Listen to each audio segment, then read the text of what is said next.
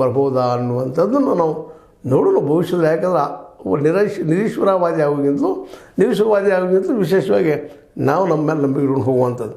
ಈ ಒಂದು ಎಲ್ಲ ನೆಲೆಗಟ್ಟಿನಲ್ಲೇ ಇವತ್ತು ನಾವು ಈ ಒಂದು ಶಲ್ಯದ ಬಗ್ಗೆ, ಕಳಪೆ ಶಲ್ಯದ ಬಗ್ಗೆ ಚರ್ಚೆಗೆ ಯಾಕೆ ಹಾಕ್ಕೊಂಡಿವಿ ಅಂತಂದ್ರೆ, ಇಲ್ಲಿ ಭ್ರಷ್ಟ ಹೆಂಗಿದ್ದಾರಪ್ಪ ಅಂತಂದ್ರೆ ದೇವರು ಸಹಿತ ಬಿಡುವುದಿಲ್ಲ ಅಂತೀವಿ. ದೇವರು ಏನೋ ಪಾಪ ಏನೊಂದು ಅವ್ರಿಗೆ ಗಾದಿ ಮಹತ್ವ ಅದಲ್ಲ, ದೇವ್ರು ಹೊರಗೆ ಕೊಟ್ಟರು ಪೂಜಾರಿ ಕೊಡೋದಿಲ್ಲ ಅಂತ. ಹಂಗೆ ಎಲ್ಲ ಪೂಜಾರಿ ಮಂದಿ ಎಲ್ಲ ದುಡ್ಡಿಗೆ ಕೊಡ್ತಂಥವ್ರು ಅಲ್ಲ ಮ್ಯಾಕ್ಸಿಮಮ್. ಎಲ್ಲ ಒಳ್ಳೆಯವ್ರು ಇರ್ತಾರೆ ಅಂತಾರೆ, ಕಡಿಮೆ ಪ್ರಮಾಣ ಅಂತ ಅನ್ನಿಸ್ತದೆ.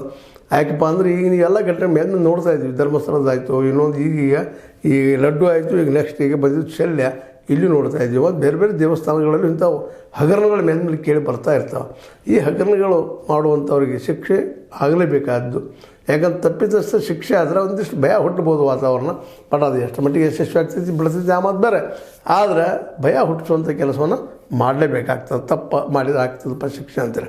ಹೀಗಾಗಿ ಒಟ್ಟಾರೆಯಾಗಿ ತಿರುಮಲ ತಿಮ್ಮಪ್ಪನ ಈ ಒಂದು ದಾನಿಗಳಿಗೆ ಈ ಶಲ್ಯ, ಪಾಲಿಸ್ಟರ್ ಶಲ್ಯ ಹೊದಿಸುವಂಥ ಕೆಲಸವನ್ನು ಕಳೆದ ಈ ಎಷ್ಟಪ್ಪ 10 ವರ್ಷಗಳು ಮಾಡ್ತಾಯಿದ್ದಾರೆ ಅಂತ ಒಂದು ಆರೋಪದ.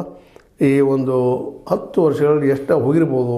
ಈಗ ಇವರ ಪ್ರಕಾರ 54 ಕೋಟಿ ರೂಪಾಯಿ ಲಾಸ್ ಮಾಡಿದ್ದಾರೆ ಇವರು ಅಂತೇಳಿ. ಇನ್ನು 54 ಕೋಟಿ ರೂಪಾಯಿ ಯಾರ್ಯಾರು ತಿಂದರು, ಏನು ಮಾಡಿದ್ರು, ಅದು ನೀನು ತನಿಖೆಯಿಂದ ಗೊತ್ತಾಗುವಂಥ ವಿಷಯ. ತನಿಖೆ ಆಗ್ತದೆ ನಾನು ತಿಳ್ಕೊಂಡಿದ್ದೀನಿ. ಏನೋ ಆಗಲಿ, ತಿರುಪತಿ ತಿಮ್ಮಪ್ಪನ ಲಡ್ಡುನಲ್ಲೂ ಮತ್ತು ಅವನ ಶಲ್ಯದಲ್ಲೂ ಈ ಭ್ರಷ್ಟರು ಸೇರಿದ್ದು ಮಾತ್ರ ಅತ್ಯಂತ ನೋವಿನ ಖಂಡನೀಯ ವಿಷಯ ಅಂತ ಹೇಳ್ತಾ, ಇದು ನಿಮ್ಮ ಲೈಕ್ ಆಗಿರ್ಬೋದು. ಲೈಕ್ ಮಾಡಿ, ಶೇರ್ ಮಾಡಿ, ಕಮೆಂಟ್ ಮಾಡಿ, ಜೊತೆ ಸಬ್ಸ್ಕ್ರೈಬ್ ನಿಲ್ಲಿಸ್ಬಿಟ್ಟು. H60 ನ್ಯೂಸ್ ಅರ್ಥ ಸೀತಾರಾಮಿದು ಸತ್ಯದ ಕೈಗಂಡಿ ವಂದನೆಗಳು.